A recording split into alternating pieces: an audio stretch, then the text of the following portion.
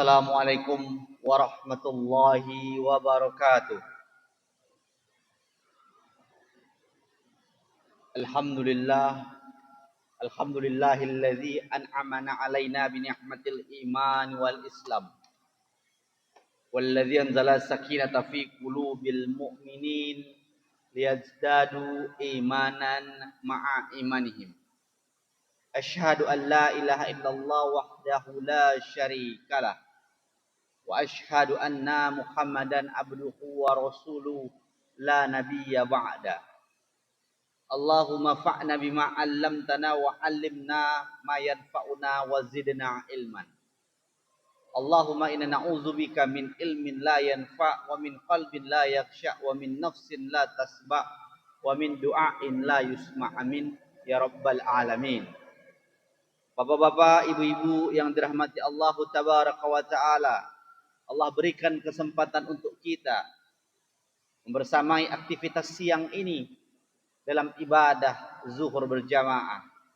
Merupakan karunia yang sangat luar biasa Allah berikan dalam banyak sekali pilihan. Hari ini mungkin kita bisa memilih berbagai macam kesempatan, namun ternyata kita memilih untuk beribadah, menghentikan aktivitas kita pada siang hari ini dan melaksanakan ibadah zuhur secara berjamaah merupakan sebuah kenikmatan yang sangat luar biasa sekali. Bapak-bapak, ibu-ibu rahmati Allah tabaraka wa ta'ala, yang sangat luar biasa pada hari ini, bulan ini adalah bulan Rabiul Awal 1447 Hijriah. Bulan yang sangat luar biasa. Kelahiran Rasulullah sallallahu alaihi wasallam. Dalam kitab Syekh Rahman Al-Mubarakfuri menceritakan bahwa lahirnya Rasulullah sallallahu alaihi wasallam terdapat dua perbedaan. Di antara bulan tanggal 9 atau tanggal 12. Namun para ulama sepakat Rabiul Awal adalah bulan kelahiran Rasulullah sallallahu alaihi wasallam. Maka patut kita syukuri. Setelah selesai bulan Safar, kita masuk bulan Rabiul Awal. Setelah Rabiul Awal, Rabiul Akhir. Setelah Rabiul Akhir, Jumadil Awal. Setelah Jumadil Awal, Jumadil Akhir. Dan kita masuk bulan Rajab. Tak terasa waktu begitu cepat berlalu. Maka inilah komitmen yang hari ini akan kita coba ukur.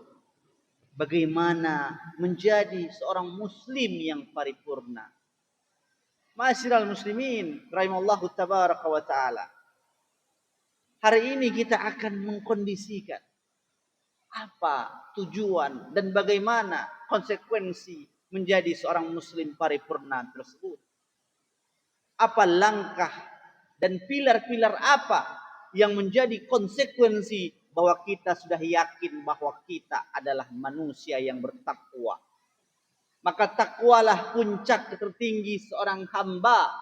Maka untuk mendapatkan ketakwaan tersebut, maka ada proses yang harus kita lalui dan kita dapatkan.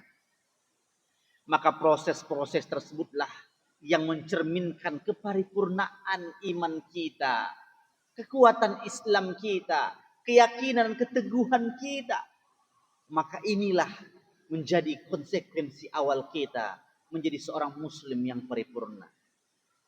Maka yang pertama untuk mendapatkan puncak tertinggi seorang hamba dalam ketakwaan kepadanya, maka seorang muslim memiliki peran atau memiliki konsekuensi dan komitmen yang disebut dengan kafah. Maka kafah di sini adalah menyeluruh. Maka menyeluruh di sini adalah bagaimana seorang muslim menjalankan ibadah, syariat, perintah secara menyeluruh. Maka kita ambil sebuah ayat yang menceritakan perintah Allah tabaraka wa ta'ala untuk beribadah secara kafah. Ya ayyuhalladzina amanu dukhulu fi silmi kafah.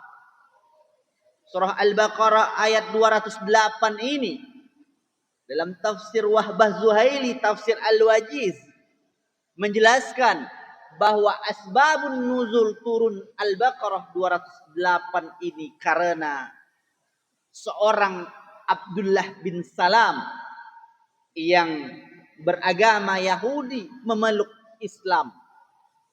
Kemudian diceritakan Abdullah bin Salam dan pengikutnya Yahudi memeluk Islam.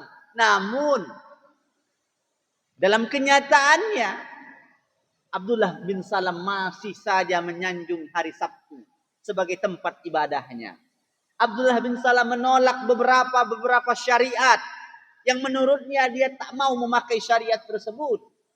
Akhirnya sampailah pada Rasulullah SAW.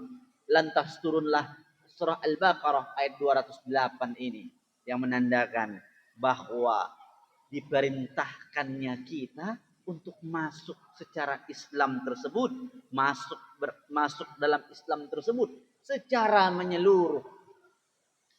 Maka ayat ini 208 ini bercerita bahwa konsekuensi seorang muslim adalah secara kafah, secara menyeluruh. Dan apa makna kafah tersebut dalam surah ini? Al-Baqarah 208 ini. Maka kata Islam dalam Al-Baqarah 208 ini diambil dalam kata silmi. Silmi artinya kedamaian, keselamatan. Maka Jamaluddin Al-Qasimi menceritakan bahwa silmi di sini adalah Islam, dan Ar-Razi menceritakan bahwa silmi di sini bermakna ketundukan, kepatuhan, ketaatan, yang mengambil surah Al-Baqarah 131 yang senada bahwa Allah perintahkan kepada kita sebagai seorang Islam, iz qala lahu rabbuhu aslim. Allah meminta kita ketika Tuhan berfirman kepada Ibrahim, aslim, berserah dirilah. Qala aslamtu li rabbil alamin. Kemudian Ibrahim menjawab, aku berserah diri kepada Tuhan sekalian alam. Maka silmi, aslim, Islam artinya ketundukan, kepatuhan, ketaatan akan komitmen keberislaman kita secara menyeluruh, secara kafah. Maka itulah yang disebut dengan aslim, silmi, Islam, keselamatan. Maka untuk menjadi muslim paripurna yang bertakwa dalam puncak tertinggi seorang hamba adalah tunduk secara kafah, berserah diri kepada Allah, kemudian menjadi pribadi yang mengerjakan apa-apa yang menjadi perintahnya dan meninggalkan apa-apa yang menjadi larangannya. Inilah yang dimakna kafah. Kemudian yang kedua, makna puncak tertinggi seorang hamba, seorang muslim ketika dia bisa menjadi muslim yang paripurna dan bertakwa. Ketika yang kedua, dia memegang pilar konsekuensi dia sebagai seorang muslim dengan menegakkan rukun Islam. Bunyal khamsin. Bunyal Islam alal khamsin. Dalam hadis Nawawi diceritakan, Rasulullah pernah menyampaikan bunyal Islam alal khamsin. Terbinanya Islam tersebut kepada 5 pokok. Yang pertama kata Rasulullah, asyhadu an la ilaha illallah wa anna Muhammadar Rasulullah. Kita bersaksi secara kafah, kita bersaksi tentang kesyahadatan kita, komitmen ketauhidan kita. Makanya Rasulullah sallallahu alaihi wasallam dalam kurikulum pendidikan di Makkah mengajarkan kepada para sahabat, yang pertama diajarkan adalah kurikulum tauhid. Berserah diri dalam ketauhidan kepada Allah Tabaraka wa Ta'ala. Kemudian wa iqamus shalah, setelah berserah diri dengan ketauhidan, kita menegakkan salat. Wa ita'uz zakat, kemudian membayar zakat. Wa shaumu Ramadan, kemudian kita berpuasa pada bulan Ramadan. Wa hijjul bait, kemudian kita berhaji. Ma'asyiral muslimin, bapak-bapak, ibu-ibu yang dirahmati Allah Tabaraka wa Ta'ala. Maka pilar yang kedua setelah kita berislam secara kafah, secara menyeluruh dengan ketundukan, ketaatan kita kepada Allah Tabaraka wa Ta'ala, lantas rukun Islamlah menjadi konsekuensi praktis kita, praktek kita dalam berislam tersebut. Maka prakteknya adalah menegakkan rukun Islam tersebut dengan ketaatan tauhid kita, ketaatan sholat kita, ibadah zakat kita, ibadah puasa kita. Kemudian kita berkomitmen untuk melaksanakan ibadah haji. Itu merupakan kafahnya Islam sebagai seorang muslim. Maka inilah penunjukan puncak tertinggi seorang hamba ketika kita bisa mengkomunikasikan dan mensinergikan komitmen kita. Tidak hanya di mulut saja, tapi juga komitmen dalam ibadah praktis kita sebagai seorang muslim. Kemudian yang ketiga, setelah puncak yang pertama kita berislam secara berserah diri, secara tunduk, secara silmi, secara damai. Kemudian kita melaksanakan ibadah dengan rukun Islam tersebut sebagai ibadah praktis kita. Kemudian yang ketiga adalah cikal bakal seorang yang bertakwa adalah ketika dia bisa berakhlakul karimah. Maka ketika taat kepada Allah, berserah diri dalam ketaatan, berdamai dalam kepatuhan, ketundukan, kemudian dia melaksanakan ibadah kepada Allah Tabaraka wa Ta'ala, maka hasil dari apa yang dia kerjakan tersebut akan melahirkan akhlakul karimah.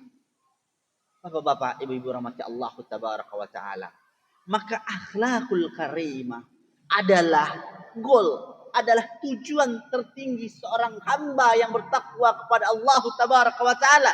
Ketika ibadah sholatnya, ketika ibadah puasanya, ketika ibadah zakatnya, hajinya, dia serahkan kepada Allah secara ketundukan, kedamaian, keselamatan, secara kafah dia kerjakan, maka dia pasti akan yakin hadirnya Rasulullah sallallahu alaihi wasallam, innama bu'istu liutammima makarimal akhlak, adalah untuk merubah akhlak-akhlak jahiliyah minaz zulumati ilan nur, kepada akhlak yang bercahaya.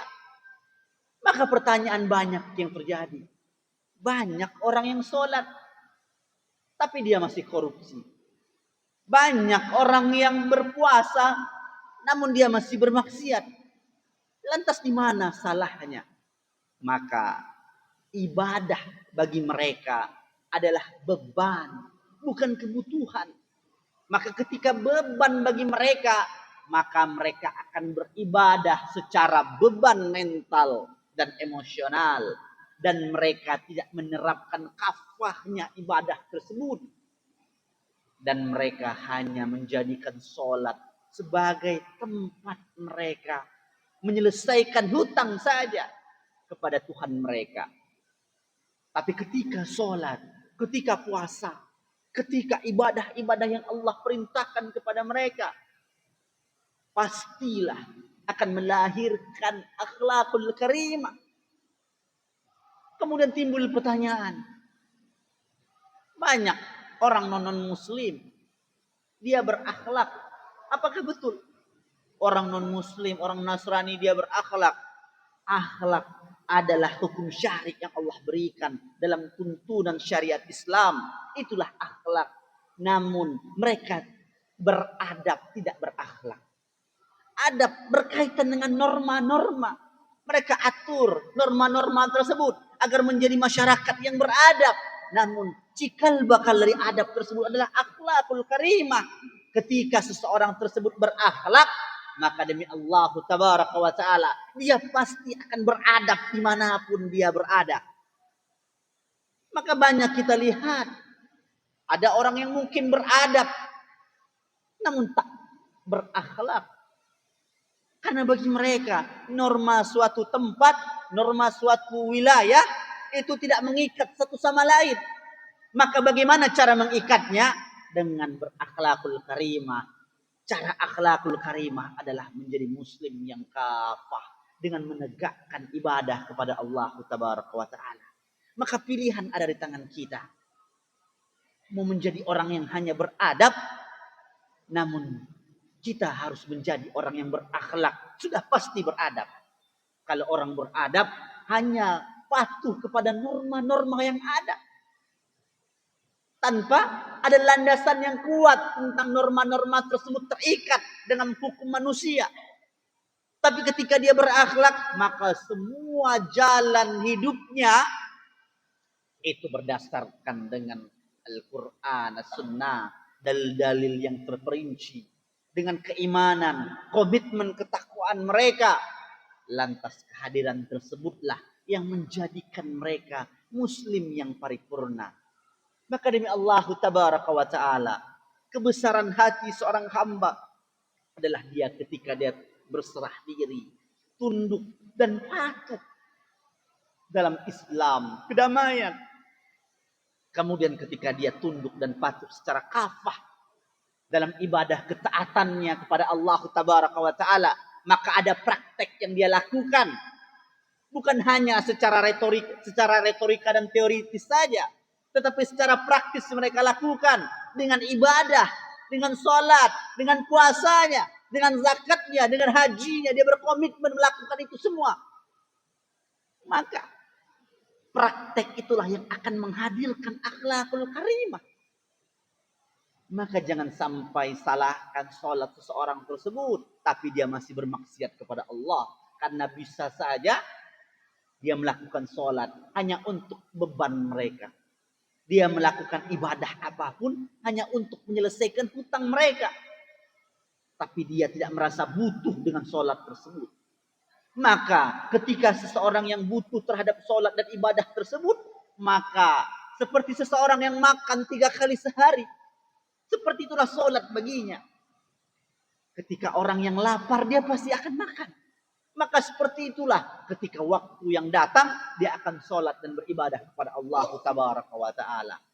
Maka inilah komitmen dan konsistensi pilar seorang muslim. Semoga menjadi bertakwa di hadapan Allah Tabaraka wa Ta'ala. Semoga Allah berikan taufik dan hidayah buat kita semua. Wallahu a'lam bissawab. Mudah-mudahan ada manfaatnya. Subhanakallahumma wa bihamdika asyhadu an la ilaha illa anta astaghfiruka wa atubu ilaik. Assalamualaikum warahmatullahi wabarakatuh.